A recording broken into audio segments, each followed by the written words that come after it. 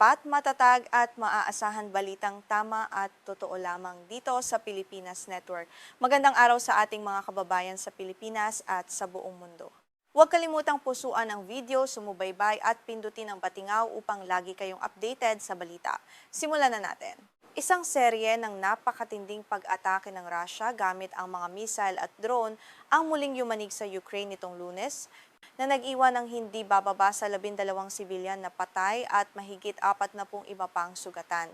Ito ang pinakabagong ulat ng karahasan na nagpapakita ng walang humpay na pambobomba ng mga puwersang Ruso sa iba't ibang dako ng bansa na nagdulot ng malawakang pinsala.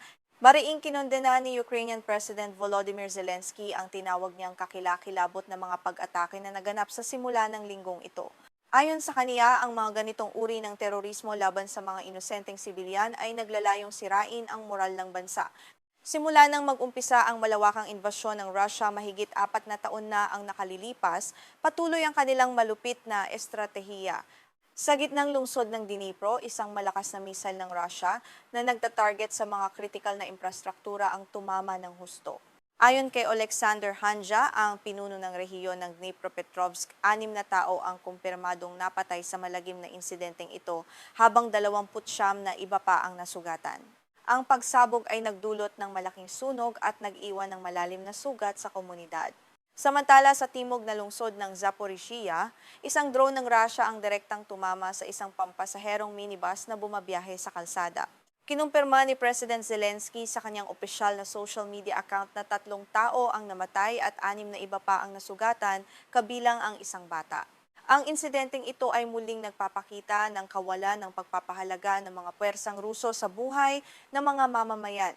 Hindi rin nakaligtas ang hilagang silangang bahagi ng bansa sa marahas na pambobomba.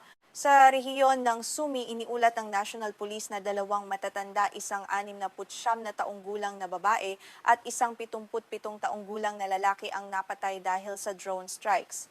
Sa Kharkiv naman, sinabi ni Mayor Ihor Terekov na isang pag-atake sa gitna ng araw ang kumitil sa buhay ng isang tao at nag-iwan ng 5 sugatan. Ayon sa mga awtoridad, may mga nakamamatay na pag-atake ring naitala sa hindi bababa sa 6 na iba pang rehiyon sa loob ng Ukraine. Bagamat wala pang detalyadong ulat ukol sa mga karagdagang biktima at pinsala sa mga lugar na ito, malinaw na ang koordinadong pambobomba ng Russia ay naglalayong paralisahin ang buong bansa sa loob lamang ng isang araw na nagpapahirap sa mga lokal na tagapagligtas doon. Ang walang humpay na pambobomba na ito ay bahagi ng mas malawak na estratehiya ng Russia na sirain ang infrastruktura ng Ukraine.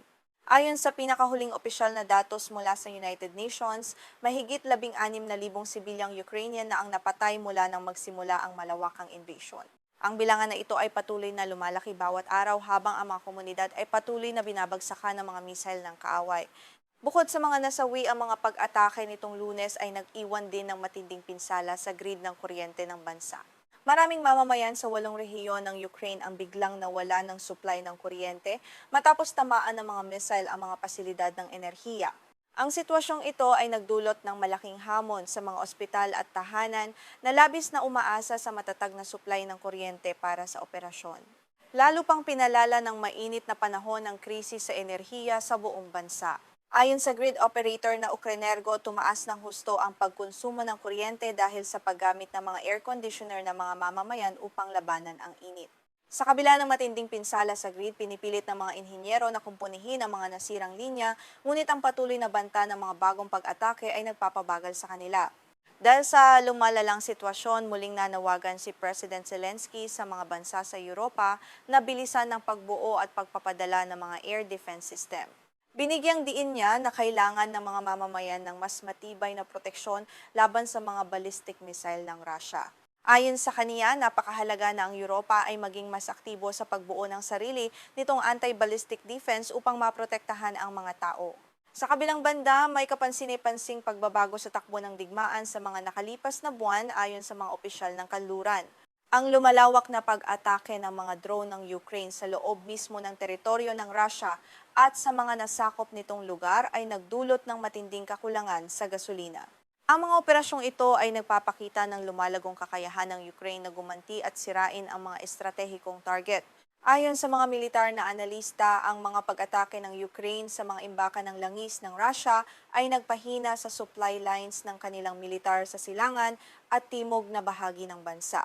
Dahil sa kakulangan sa gasolina, bumagal ang pagsulong ng mga tropang Ruso sa frontline. Ito ay nagbigay ng mahalagang pagkakataon sa mga tropang Ukrainian na palakasin ang kanilang depensa at muling ayusin ang kanilang mga puwersa. Ang makabagong drone engineering ng Ukraine ang nagawi sa kanila ng malaking bentahe sa modernong labanang ito. Sa katunayan, naging pandaigdigang pinuno ang bansa sa paggamit ng teknolohiyang ito para sa militar. Kung dati ay humihingi lamang sila ng tulong militar mula sa ibang bansa, ngayon ay sila na mismo ang tumutulong at nagbabahagi ng kanilang makabagong kaalaman sa kanilang mga kasosyo sa kanluran. Sa isang bihirang pagkakataon, kinilala ni Russian President Vladimir Putin ang epekto ng mga pag-ataking ito sa kanilang ekonomiya. Inamin niya na ang mga drone strike ng Ukraine sa mga pasilidad ng langis ng Russia ay nagdulot ng kakulangan sa gasolina. Ang kakulangang ito ay nagbunga ng matinding galit sa publiko, kung saan ang mga tao ay napipilitang pumila ng ilang oras sa mga gasolinahan sa iba't ibang lungsod. Bagamat inamin ang mga problemang ito, mariing tinanggihan ni Putin ang anumang ideya ng pagbibigay ng konsesyon upang wakasan ang invasyon sa Ukraine. Nanindigan siya na ang Russia ay magtatagumpay pa rin sa digmaan at tinawag lamang na pansamantala ang mga kasalukuyang dagok na kanilang nararanasan. Ang kaniyang pahayag ay nagpapakita ng patuloy na pagmamatigas sa kabila ng dumaraming suliranin sa loob ng bansa. Sinuportahan din ito ng opisyal na pahayag ni Kremlin spokesperson Dmitry Peskov na nagsabing hindi nagbabago ang posisyon ng Russia sa Ukraine. Idiniin niya na patuloy ang opensiba ng kanilang mga tropa sa frontline upang makamit ang tagumpay. Ayon kay Peskov, ang patuloy na pagsisikap ng kanilang militar ay nagbibigay sa kanila ng sapat na kumpiyansa na makakamit ang lahat ng kanilang mga layunin sa hinaharap. Gayunpaman, iba ang pananaw ng mga eksperto sa militar sa labas ng Russia. Ayon sa Institute for the Study of War na nakabase sa Washington, ang matigas na tindig ng Kremlin ay isa lamang pagtatangka na pilitin ang kanluran at ang Ukraine na sumuko sa mga demands ng Russia. Dagdag pa ng kilalang think tank, patuloy na humihina ang pagganap ng Russia sa labanan ngayong taong 2026. Ayon pa sa pagsusuri ng nasabing institusyon, malaki ang duda kung may kakayahan pa ang Russia na makamit ang kanilang mga layunin sa pamamagitan ng lakas ng militar. Ang kanilang mga tropa ay nakararanas ng matinding pagod at kakulangan sa mga modernong kagamitan. Dahil dito, ang patuloy na pagmamatigas ng Kremlin ay nakikitang isang paraan upang pagtakpan ang kanilang mga kabiguan at humihina na puwersa. Sa huling ulat ng labanan sa Himpapawid, sinabi ng Defense Ministry ng Russia na nagawa nilang pabagsakin ang 200 at siyam na drone ng Ukraine mula gabi ng Linggo hanggang madaling araw ng Lunes. Sa kabilang banda, iniulat naman ng Air Force ng Ukraine na matagumpay nilang binaril ang 82 sa 100 at 8 drone na pinakawalan ng Russia sa kanilang magdamag na koordinadong pag-atake. Sa pagtatapos ng ating balita, malinaw na ang digmaan sa Ukraine ay patuloy na nagiging masalimuot at marahas para sa parehong panig.